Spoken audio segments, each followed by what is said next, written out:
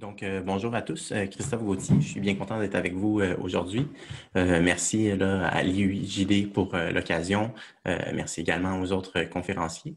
Je vous présente là aujourd'hui ma présentation qui se nomme La satisfaction des services reçus chez les jeunes placés, le rôle du nombre d'intervenants au dossier. Tout d'abord, là, une petite mise en contexte sur ce qui m'a apporté là, à travailler sur ce projet-là. En fait, comme le disait Elisabeth précédemment, je travaille pour EJEP sur l'étude sur le devenir des jeunes placés au Québec. Dans le cadre de mes fonctions, on m'avait mandaté pour que j'explore un peu l'effet du nombre d'intervenants au dossier des jeunes sur leur trajectoire. Je suis allé regarder sur des outputs plus conventionnels tels que l'éducation, l'instabilité de parcours, les emplois, etc. Il y avait donc évidemment peu de résultats qui sont sortis de façon concluante. C'est également ce qui démontre la recension des écrits sur, disons plus, sur le roulement de personnel. On s'intéresse plus, c'est-à-dire aux causes, entre guillemets, du roulement de personnel.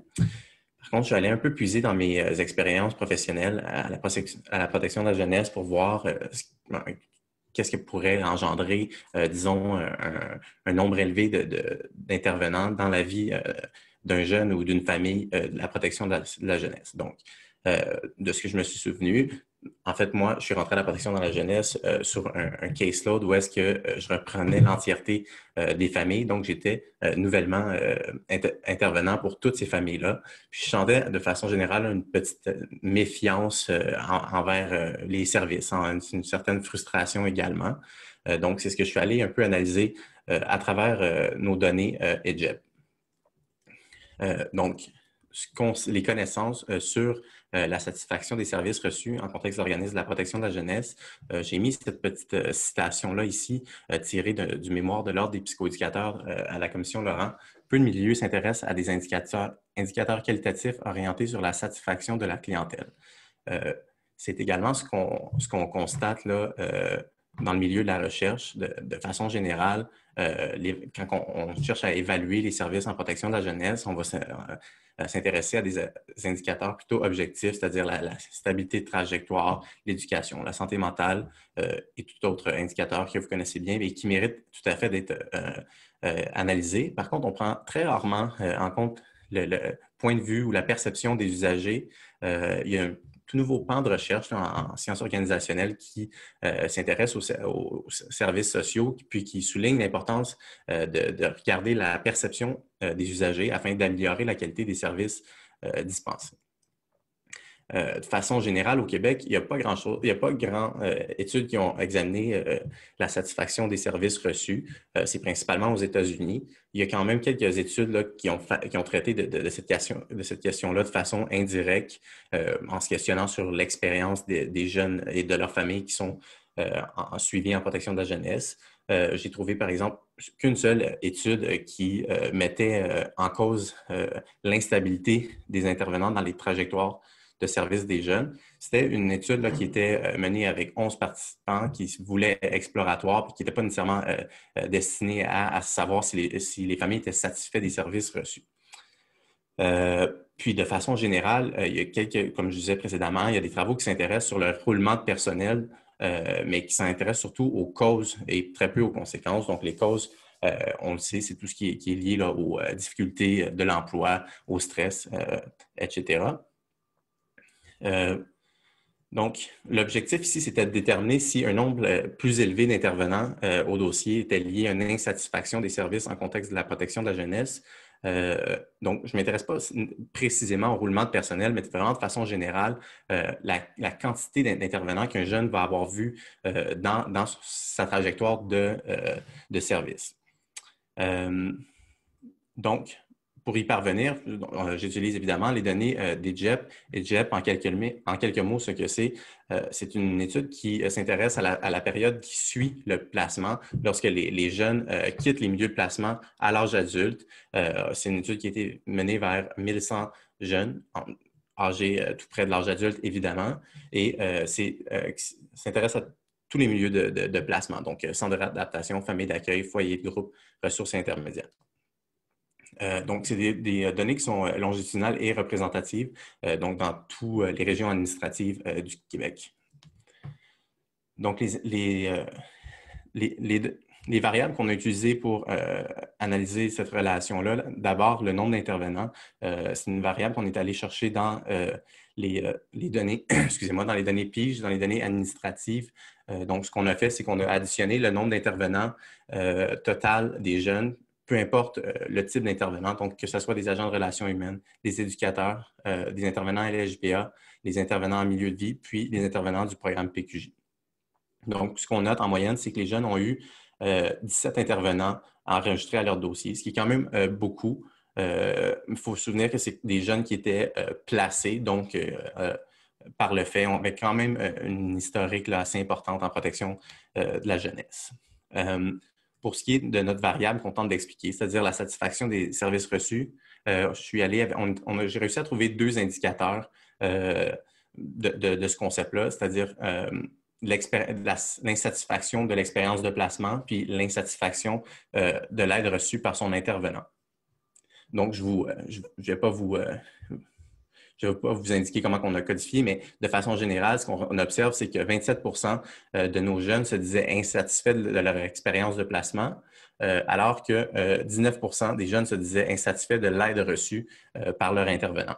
Donc, ce qui était peut-être étonnant ici, là, les jeunes, de façon générale, étaient peut-être plus insatisfaits de leur expérience de placement que de l'aide reçue par leur intervenant.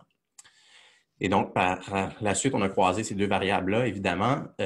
On a des variables ici descriptives qui nous montrent que, de façon générale, plus un jeune a à son dossier d'intervenant, plus il va être insatisfait des services reçus. Donc, en noir foncé, on a la variable de l'expérience de placement, puis en gris, on a l'aide reçue par son intervenant.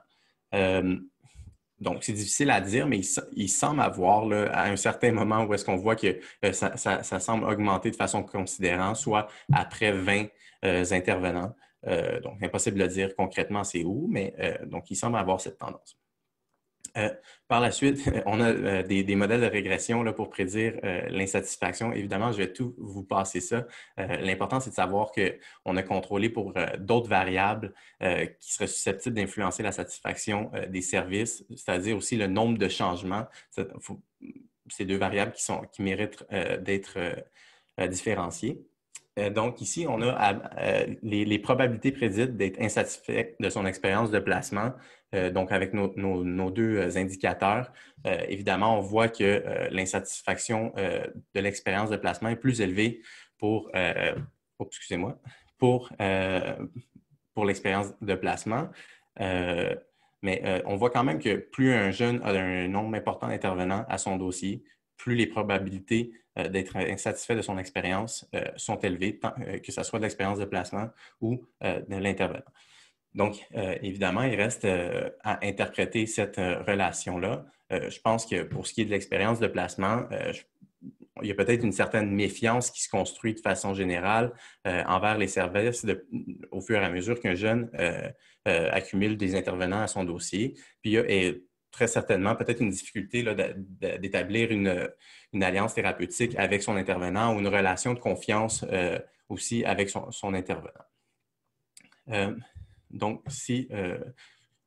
pour ce qui est de la discussion, et donc, comprenez-moi bien que je travaille à la protection de la jeunesse et je sais qu'il y a des solutions, évidemment, il y en a. Des fois, c'est plus un manque de ressources, mais je pense qu'il y a quand même certains points qui méritent d'être discutés à la lumière de ces résultats-là. De façon générale, la protection de la jeunesse et les services à l'HBA, c'est une structure organisationnelle qui est très, très immense et peut-être qui vient des fois rendre difficile cette alliance thérapeutique-là avec le jeune. Il y a certains points plus précis, par exemple, la gestion de l'embauche. Par exemple, si on regarde en ce moment sur l'embauche des éducateurs en protection de la jeunesse, il est voire quasiment impossible d'avoir un poste fixe. C'est des postes sur appel où est-ce qu'on va bouger un peu partout dans les services de protection de la jeunesse, qui est pour combler les difficultés en ce moment d'emploi. Mais on peut aussi se questionner à savoir si ça ne vient pas un petit peu là, nuire à la qualité relationnelle que les jeunes peuvent avoir avec leur éducateur.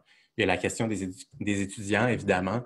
qu'on peut se poser, alors qu'on sait que les jeunes, les étudiants vont arriver assez rapidement dans la vie des jeunes puis repartir. Donc, je pense que ça mérite qu'ils soient accompagnés, ces étudiants-là, pour le début de leur service, pour bien introduire le fait que ils vont être là de façon passagère. Il y a également la question des transferts de régions administratives où est-ce que des fois peut-être que le transfert va occasionner beaucoup de transferts de personnel et donc il y a peut-être certaines questions à se poser à ce niveau-là. Il y a aussi la question de où est-ce que quand il y a des jeunes qui sont réadmis dans les services, peut-être qu'il y a un effort qui sera nécessaire à faire pour que ça soit un intervenant qui était déjà au dossier, qui le reprenne. Je sais que c'est quelque chose qui se fait, mais peut-être qu'on peut quand même remettre là, les points sur les i, ce truc-là. Enfin, ben, il y a évidemment toute la question de la rétention du personnel qui est inévitable, qui revient sans cesse. Il n'y a pas nécessairement de solution miracle dans ma présentation pour ça. Puis je conclue un peu avec l'instabilité de l'intervention. Je pense que ce qui est montré de façon générale avec les travaux EdGEP, c'est que les jeunes en placement vivent beaucoup d'instabilité, que ce soit au niveau scolaire, au niveau du logement, au niveau des placements. Mais je pense que oui, on a peut-être une notion d'instabilité d'intervention qui mérite également d'être prise en compte afin d'améliorer les services en protection de la jeunesse. C'est ce qui conclut ma présentation. Merci beaucoup.